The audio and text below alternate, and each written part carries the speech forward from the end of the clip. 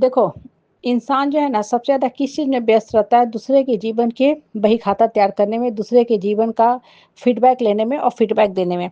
इंसान हमेशा ये सोचता रहता है कि अरे! अमुक आदमी तो हमसे बहुत ज़्यादा खुश है, उसका जीवन में तो खाली खुशी-खुशी है, सब कुछ उसको मिल रहा है।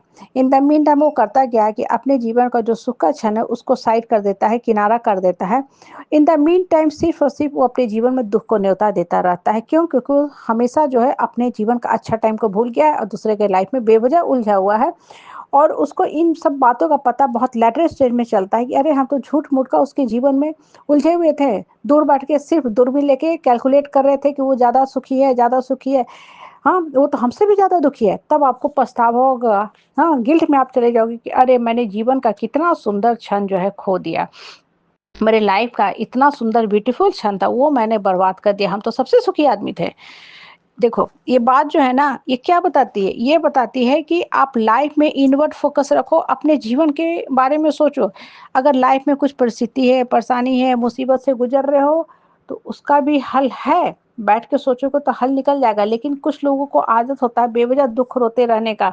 सब कुछ अच्छा हो रहा है जीवन में, लेकिन फिर भी वो बेवज़ह दुःख रोते रहेंगे, दूसरों को अपने तरफ आकर्षित करने के लिए, अट्रैक्ट करने के लिए झूठा कथा-कहानी सुनाते रहेंगे, ड्रामाबाज़ जी के पार्ट बने रहेंगे, खुद ड्रामा करते रहेंगे और एक्चुअल में उनके जीवन में जब आप नज़दीक से देखने जाओगे ना तो दुःख नहीं होता। मनगढ़ंत जो भी होती है उनकी समस्याएँ होती हैं और बहुत लोग जीवन में देखोगे इतना दुःख देख रहे हैं, लेकिन फिर भी वो दुःख का रोना रोने नहीं आएँगे। जब आप उनके लाइफ़ को देखने जाओगे नज़दीक से तब आपको पता चलेगा, ये लोग कितना संघर्ष करते हुए आज कहाँ से कहाँ पहुँचे हैं, कैसे पहुँचे हैं। इनफैक्ट आप देखोगे कि उनके जीवन से तो हमको इंस्पिरेशन लेना चाहिए। वो काम तो लोग करते नहीं हैं और झूठ-मूठ के अपने जीवन का एक मच्छर काट लेगा, मक्खी काट लेगा, हड्डे ने काट लिया तो उसको बता देंगे कि अरे बाप रे! हम 4 इंजेक्शन लेके आए, 4 दिन तक बिस्तर पे पड़े हुए थे। ताकि 4 लोग और आएँ, देखे जाए और 4 लोगों तक बात फैलाए ताकि और 4 लोग आएँ। इन द मीन टाइम मन बहलता रहे। अब देखो, लाइफ में ना हमेशा अंदर की तरफ फ़ोकस रखा करो, ठीक है? कि हमको जीवन में क्या करना है। बच्चे भी देखो क्या करते हैं, अरे उनका बच्चा ख़ासकर पेरेंट्स की आदत होती है, अमुक कॉलेज में अमुक ब्रांच लेके पढ़ा, इतना अच्छा पैकेज का जॉब हो गया। पता नहीं मेरा बच्चा को जॉब होगा भी कि नहीं होगा, अरे मेरा बच्चा कोर ब्रांच लेके पढ़ रहा है।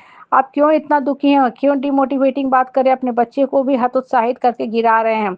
वो बेचारा पढ़ रहा है, उसको पढ़ने दीजिए, उसका मनोबल ऊँचा करके रखिए। आज आप खुश रहे कि देखिए पड़ोसी का बच्चा इतना अच्छा पढ़ा, दिसंबर के फर्स्ट वीक में उसको इतना अच्छा पैकेज का जॉब हो गया और लगातार आप नेगेटिव फीडबैक कमेंट दे रहे हैं और आपका बच्चा दुखी होता जा रहा है।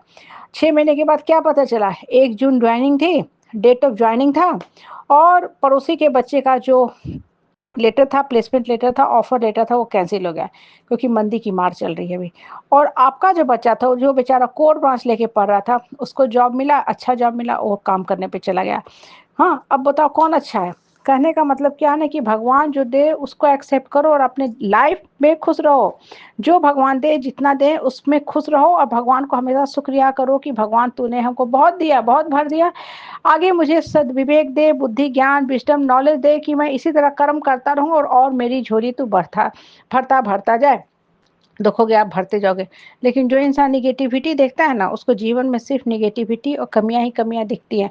बहुत लोगों को देखोगे ना, परिवार, हित समाज, रिश्तेदार रो को आप जो आपके नज़दीक में है, उनको अपनी बहू से कंप्लेन रहेगा, अपनी बेटी से कंप्लेन रहेगा, अपनी धर्मपत्नी से कंप्लेन रहेगा।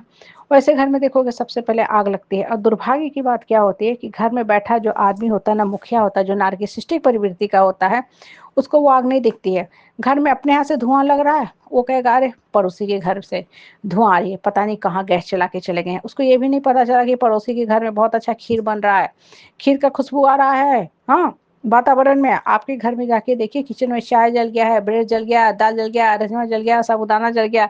आप ही के घर में हमेशा जलने की बू आती है कि काम वाली जो दीदी और आंटी आती है ना, वो भी आप लोग के सर पर डंडा बिखेर के जाती है कि बर्तन करिया करके रखे हो, करिया हृदय के लोग, ये बर्तन हम साफ नहीं करेंगे क्योंकि मेहनत समय ज़्यादा लगता, तुम पैसा उतना ही दे रहे हो। देखो ये बातें क्या बता रही हैं? ये बातें ये बता रही है ना कि लाइफ में दूसरे के जीवन में ताका-झाकी करना छोड़ो, अपने जीवन के विकास पे ध्यान दो और जीवन सुंदर है और जितना ज़्यादा हमारा सोच सुंदर रहेगा, जीवन और सुंदर होता जाएगा। इसलिए जीवन में वैल्यू ऐड करो by adding beautiful thoughts in your life. वो हम करते नहीं है, दूसरे के जीवन में उलझे रहते हैं। जितना ज़्यादा उलझोगे, अपने जीवन की गति रुकेगी। इसलिए लाइफ में हमेशा बढ़ने के बारे में सोचो।